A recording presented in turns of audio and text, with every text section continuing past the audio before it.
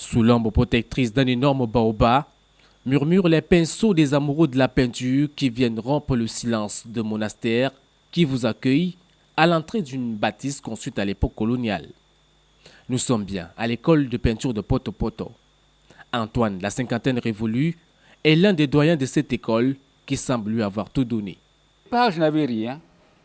J'ai eu la patience, j'ai persévéré et aujourd'hui, j'ai une maison, je paie l'électricité, j'ai de l'eau, j'ai des appareils dans la maison.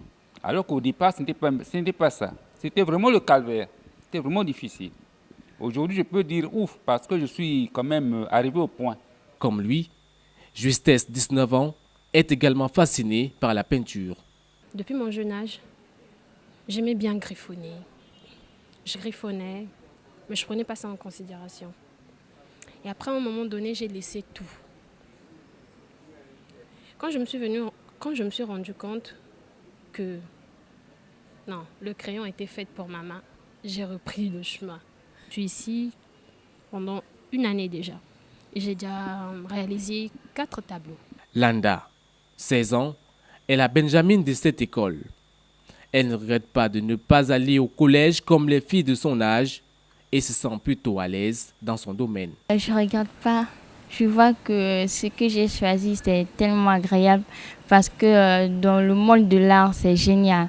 Je vois que la peinture fera de moi une élève, une femme très très joyeuse. L'école de peinture de Poto Poto n'est pas la seule galerie de Brazzaville.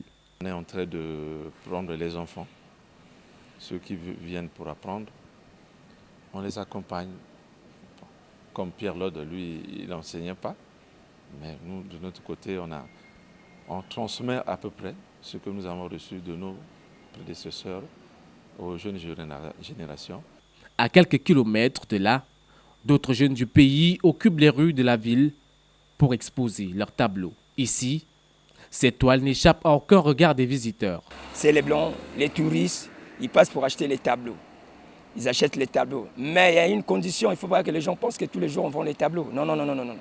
Des fois, tu peux faire 2 semaines, 1 mois, tu ne vends pas le tableau. Mais comme c'est un métier que j'ai appris, j'ai la patience. Et puis, il y a la majorité des Blancs aussi aiment les tableaux là où on laisse les femmes, les seins qui sont nus. Mais les seins là, ce n'est pas nu. Ça parle, hein.